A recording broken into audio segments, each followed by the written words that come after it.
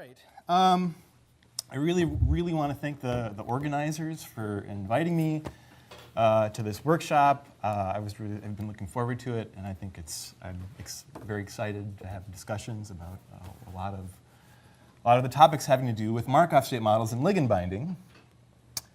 One of the kind of big themes that I'm interested in, my group is interested in, is using Markov State models as an efficient way to examine perturbations.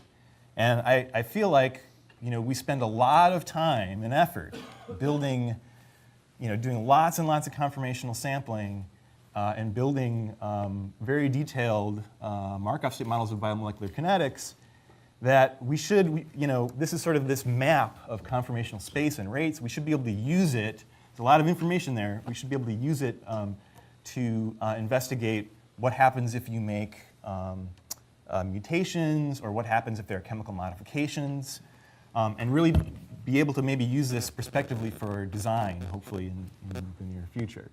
So the idea and some of the methods that we've been working on is that, that if you make a small perturbation in the molecule you're interested in, that if the states are relatively similar, that the thing that changes is the rates, and if we can resample and estimate how the rates change, we can estimate how both the thermodynamics and the kinetics change. So last time I was here, I talked about a couple different methods that we've been looking at on how to do this. So one is this thing called called Surprisal-based sampling, which I'll tell a little bit about in the next slide. The other is this idea of using maximum caliber, which Preorganization gave this beautiful talk about that I won't talk about. The idea there is, if you can predict how the populations change, you can predict how the rates change, which is a very powerful technique. So I wanted to say just not very much, but a little tiny bit about this Surprisal-based sampling.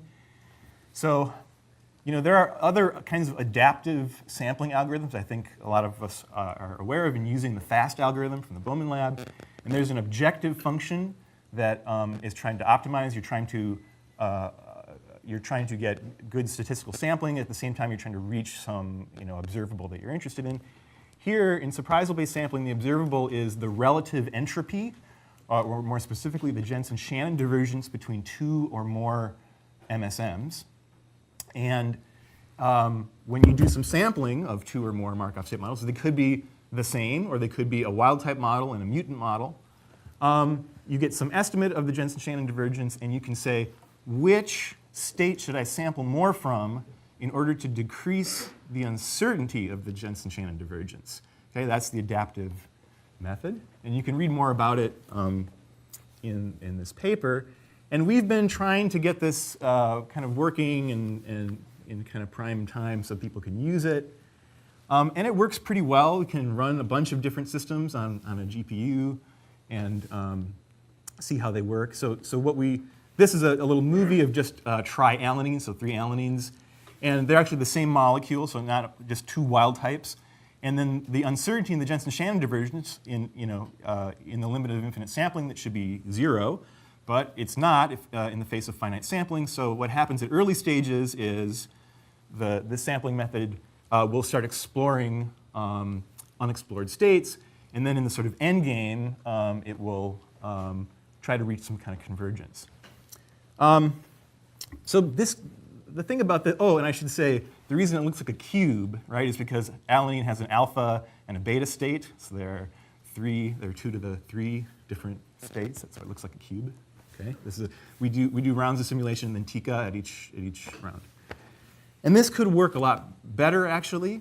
And one of the things that we have come up against and are just thinking about, and I'm happy to, would love to have conversations with people about this, is the fact that there's this conceptual tension between adaptive sampling, where we want to go out and explore lots of states, and actually doing equilibrium sampling.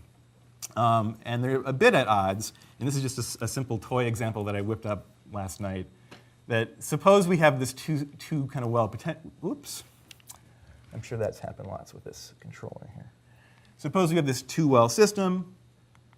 We divide this up into 20 bins, and we want to do the sort of simplest possible adaptive sampling, which I'm going to call adaptive seeding. So just shooting a bunch of trajectories from each state. These are the results, and they're pretty bad. So this is you build a Markov State model, and then you look at the equilibrium populations. And if you use the standard like maximum likelihood estimator, you get all flat populations. And it's not surprising because these are really short trajectories, and we're just shooting a bunch for every state. And so we're really getting the equilibrium probabilities wrong.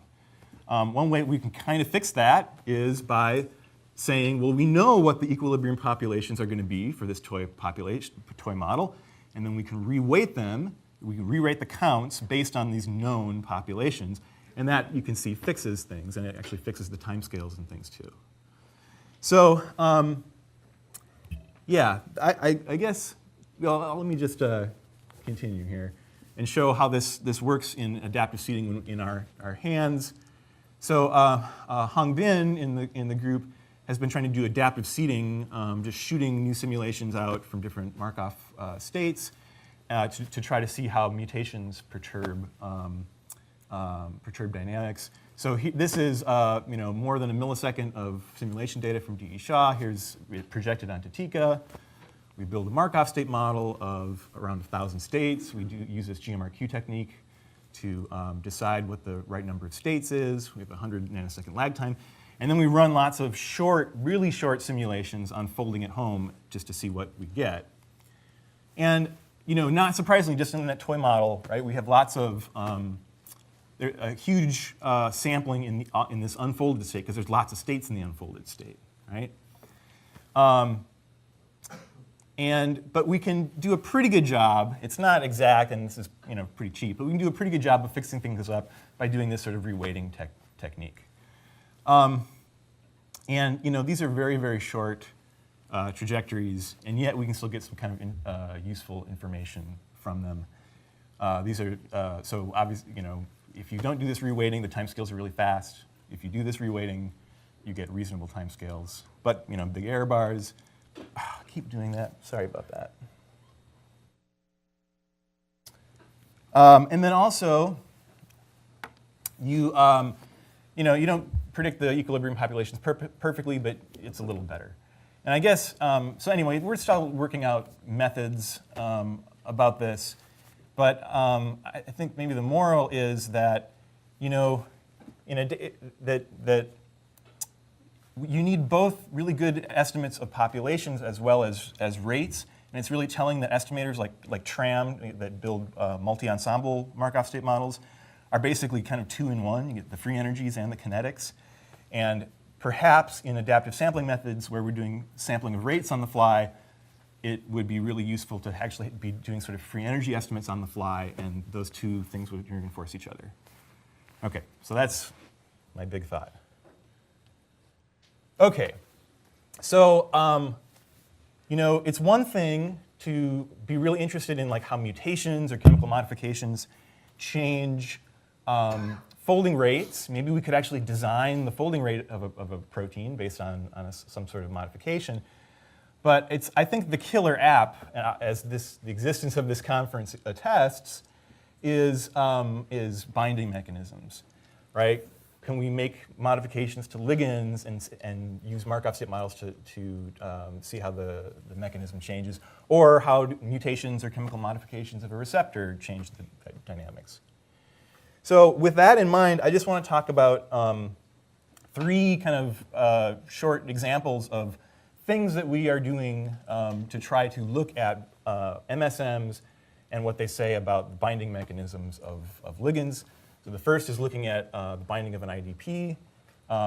Second is a system where it looks at preorganization of peptidomimetic ligands. And the third is about allosteric activation of an enzyme.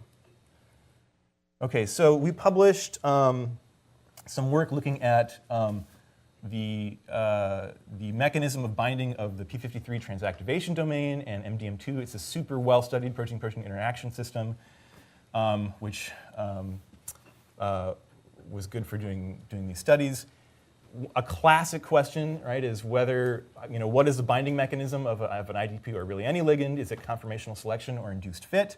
And if you're interested in that, I urge you to read this paper in PNAS by Hams and Oos about that shows that these things are whether or not a mechanism's conformational selection or induced fit actually depends on the concentration of the ligands, and you have to really look at the binding flux, right? That's actually something that MSMs are good at too.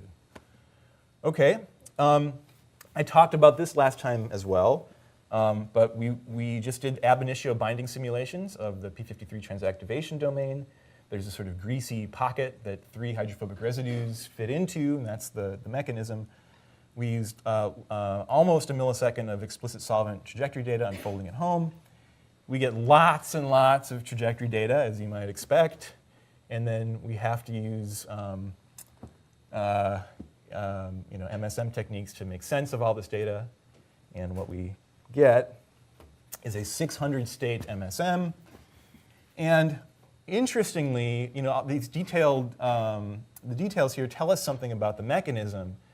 And the tick 1 and tick 2, so these are the slowest motions as determined by the Tika method, both correspond to sort of the peptide getting stuck and then having to rearrange into a stronger binding state, right? So you could, and we get we did transition path theory calculations and get good predictions of the rates, and you could imagine, that this kind of mechanistic information could, be used prospectively for both, mechanisms that are biologically important, but also, prospectively for design.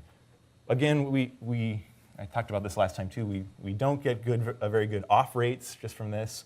We would need lots and lots more simulation to do this in a sort of brute force way. Sort of parenthetically, since then, we also, someone pointed out to me that since we had these models of peptide protein binding in explicit solvent, what is the water doing? Are we missing something by not building an MSM that incorporates water? So my student Rob set out to work to use Matthew Harrigan's conserved water method, and there, instead of building a Tika projection based on distances of protein atoms, you use these solvent shell features. And what's interesting, at least to me, is that you get a very, very similar landscape, right? So molecular motion is molecular motion, no matter whether you're looking at the solvent or the protein. You're kind of looking at you're kind of looking at things from the solvent point of view. In some ways, it's interesting in that there are little clusters of water that sort of leave in kind of discrete steps. And it's interesting what kinds of features this conserved water method pulls out. But I would say, that we get pretty much the same information, which hopefully means we're doing the right thing when we build these models. So I mentioned, we want to, since we spent the time building a Markov State model, we want to look at how things perturb the model.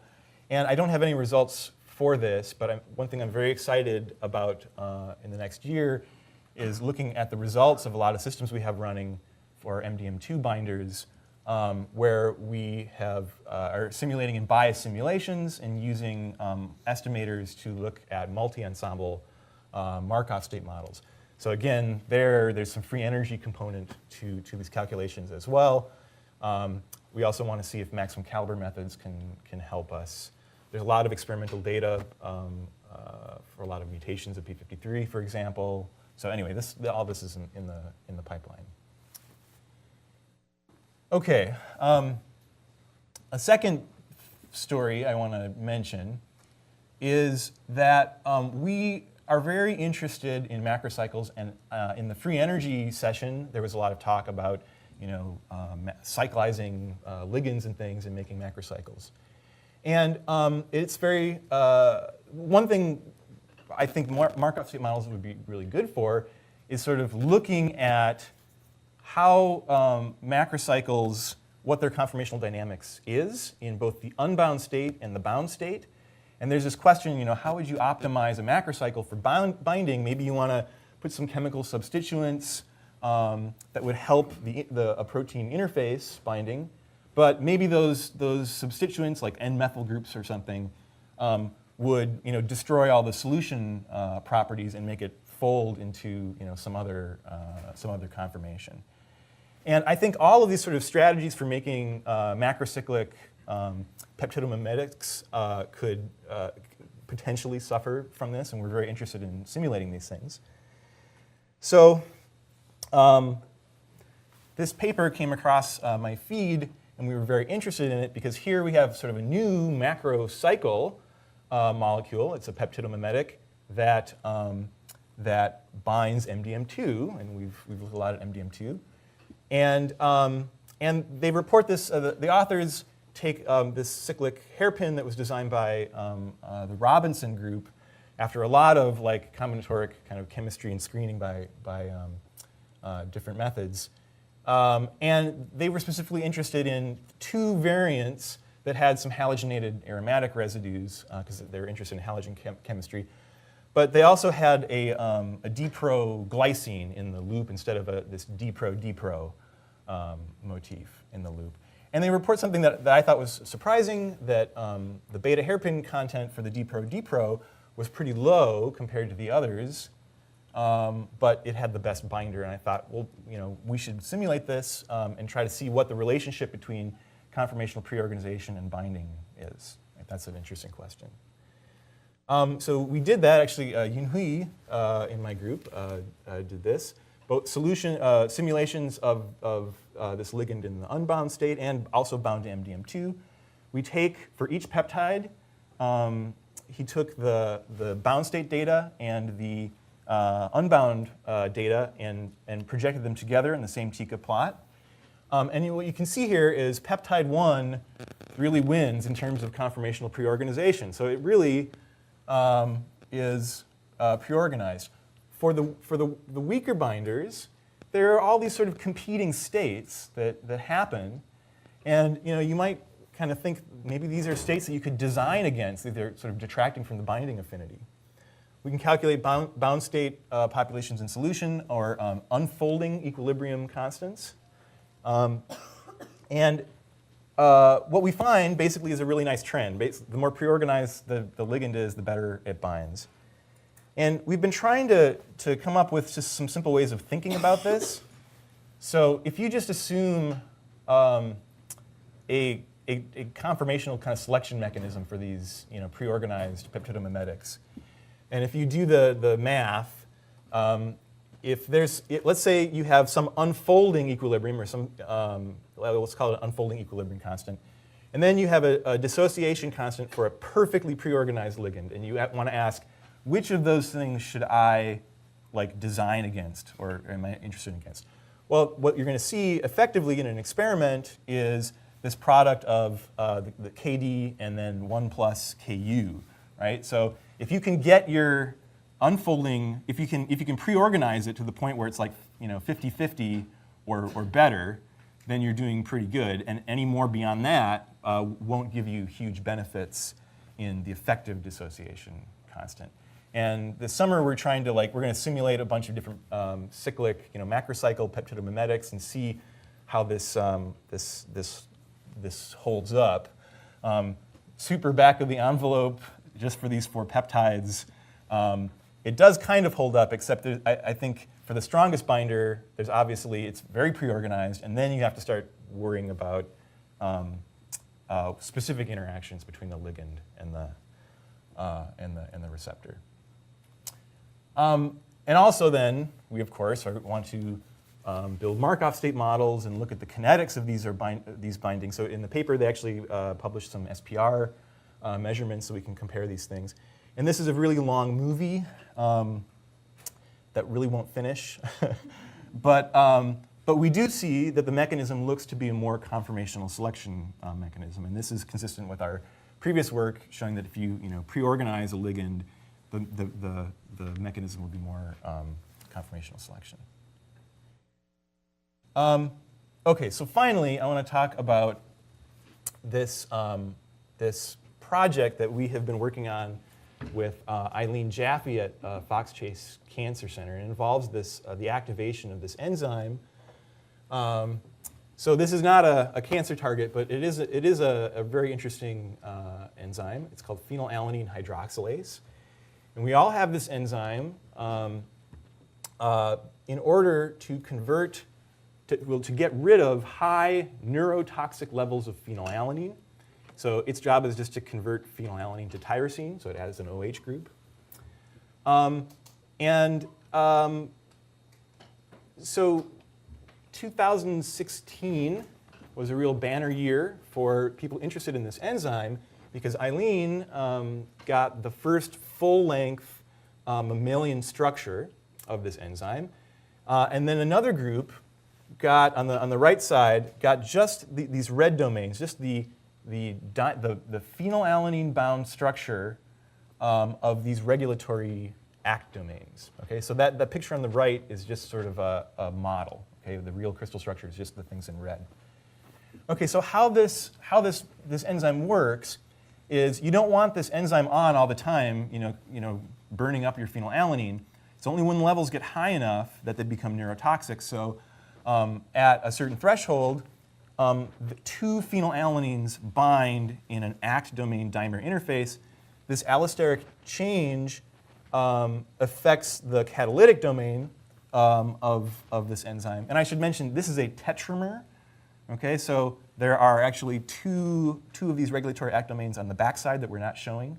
Okay, and so it changes the organization of this tetramer, and then the enzyme is active. Okay, so it's a really interesting sensing mechanism, and we wanted to figure out how it worked, at least partly how it worked. And I should mention that this is a disease target, and there's lots of people that have inherited mutations that give them a disease called phenylketonuria. If you ever drank like a Diet Coke and it says contains phenylalanine, that's those patients who cannot. They have mutations in this enzyme, and it doesn't. And in many mutations are in these red regulatory domains. So they have to have a very low protein diet, especially not phenylalanine. Okay, so one really interesting thing about the structure of the dimer when it came out, the phenylalanine-bound dimer, is that it's different than lots of other act domain dimers that are known. So it's this sort of a motif. And in particular, the known act domain dimers have this little bulge that kind of fills this cavity in an alpha helical state. And in fact, Eileen, before the crystal structure came out, Eileen and Roland Dunbrack at Fox Chase built a homology model of this. It was very, very close to the predicted structure, a little bit different. And we thought, well, this creates an opportunity to really see what the mechanism of binding of phenylalanine is, because here you have some really similar homology model, and then you have the crystal structure. And so what we did was we made 21 different starting points, sort of interpolating between these two structures. And then we put them in a simulation box with lots of free phenylalanine, and then we tried to look at ab initio binding to see, whether can phenylalanine induce a conformational transition for binding, or is it the other way around? Is you have to have a particular structure in place in order for phenylalanine to bind? And this is a movie of one of the ab initio binding trajectories that we see. So there's just one phenylalanine showed here, but actually there's 19 of them in the box. It's a pretty high concentration, like 100 millimolar. Any more than that, and it starts phase separating in our simulations. But anyway, you can kind of see and look really closely. There's a little opening motion between the helices. Maybe you'll see it, or maybe let's see if we can. Or maybe we already passed it. It's subtle. Okay, well, it's essentially the bound state, let's assume. Okay, so we don't just have one. We have got on the order of 30 different binding events, and we can do all sorts of statistics on the binding times, and we can estimate rates. And the really interesting thing is that if we look at the starting states from where all these, the binding happens, most of them are all crystal structure-like. You don't see a lot of binding from structures that look like the homology model. In fact, this orange dot, or this orange star, denotes, this is a Tika map of the dynamics of the dimer. It's the simulation, let's see if I can get out. The simulation starts here, and actually the dimer transitions to something that looks a lot like the crystal, and then it binds. Okay? So it's pretty clearly strong evidence that the mechanism is conformational selection. And in fact, this orange trajectory even unbinds because it doesn't like whatever it sees. It's our only unbinding trajectory in the whole data set. So we took all this data, and we have lots of different ways of estimating binding times between just sort of looking at counts and distributions of times. But also we built an MSM of the actual binding reaction and did transition path theory. We all get pretty good numbers that agree with each other. And this is something we can't test directly, but if we do more simulations having to do with the act domain coming together, which is another story, we can test these. So our Markov state model of the mechanism of binding is particularly revealing. There are two slow motions identified by tick 1 and tick 2. The slowest motion, of course, is the binding reaction. And if you look along the binding reaction at this distance between valine 45 and valine 60, all the trajectories that we observe have this opening motion. Okay, I'm calling it the binding gate, okay, because it has to swing open a little bit. There's another motion that seems pretty disconnected, but it's also kind of slow. It's this hairpin motion. Actually, Eileen has done some mutational studies where she's mutated residues in that hairpin, and it doesn't affect the activity of the enzyme, which indicates or suggests that it's very flexible. That hairpin also anchors these regulatory domains to the larger complex. But this is I think pretty cool that there is this sort of open state. If you look at the states, Markov states right in the middle of like the transition state region, there's a nice greasy pocket there between the two dimers that maybe we can target with small molecules. And Eileen is working with some collaborators to do some initial screening of that. And if that worked, there's lots of mutations in this region that make it so that the dimer doesn't want to stay together. Maybe we could come up with some sort of effector that would eventually, essentially, switch this enzyme back on for people. I will leave this discussion to Yunhui, who has a poster. And there's also simulations of the monomer that we did that support a conformational selection mechanism. Okay, so with that, I'll summarize. MSMs, I think, are just really great for looking at ligand binding, looking at mechanisms, being predictive, hopefully using them to design these things. And I'm very excited in the next year to be looking at perturbed binding kinetics for the MDM2 system and lots of other systems. And thank you for your attention. And in bold are people who did most of the work and who are pictured. And I'm happy to take questions.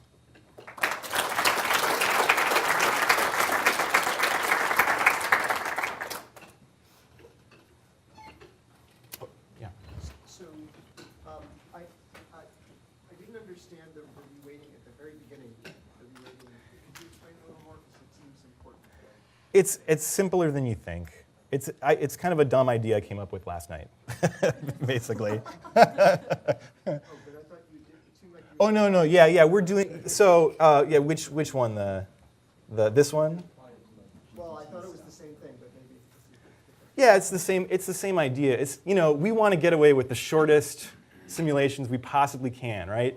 And like you said, what you really want to do is, if there's a big barrier, right, that defines the slowest motions, like you want to sample that. Otherwise, you don't have anything. So we're kind of playing a game where we know what the populations are, and what we're doing of let's say a wild type model, and then we can shoot lots of short simulations for a slightly different model, and then we're just reusing the wild type populations, and that just gives us a little more information. I'm not saying it's great. I think there are probably better ways of doing it. How can I don't understand how that can be. You're not changing the distribution within a microstate. No, Aren't the rates just conditional hopping probabilities? So I don't understand how it changes. That's how I'm missing. It changes, well, so yeah, I guess maybe it's a straw man argument here because the estimator I'm using is this maximum likelihood estimator that enforces detailed balance. And we definitely are not in detailed balance. We're not sampling from equilibrium. So yeah, it's kind of a straw man argument, but I'm just trying to illustrate, I think it embodies some problems that we are having. Maybe you can explain more later. Yeah, I'd love to talk more. Yeah. What kind of feature space you like to use for ligand binding? We can say a little more about that, but it took us, I've heard some stories so far that it's kind of trial and error, but we were able to get away with something pretty straightforward, which is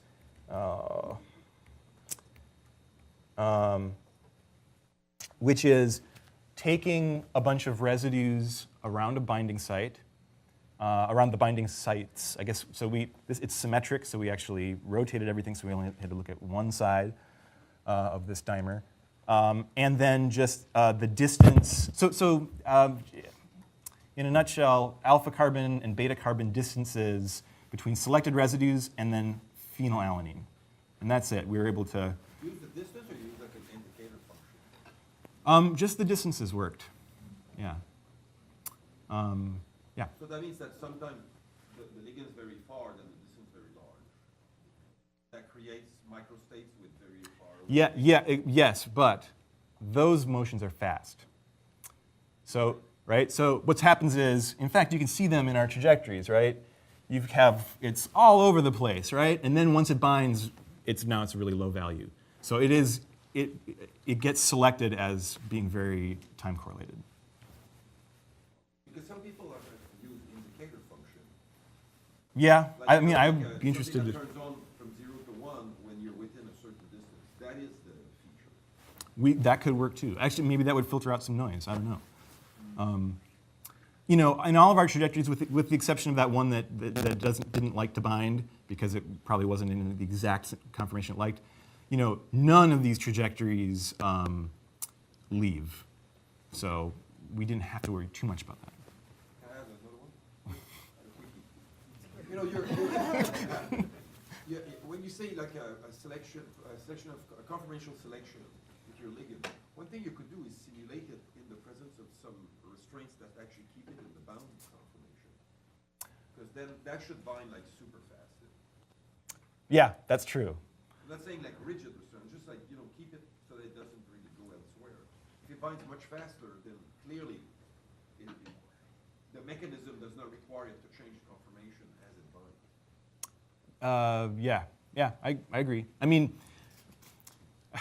a lot of things we do are, we put lots of simulations up on folding at home, and then we forget about it for a while. Truth be told, but I mean, I think that kind of thing is going to be really important when we start dissecting things in detail.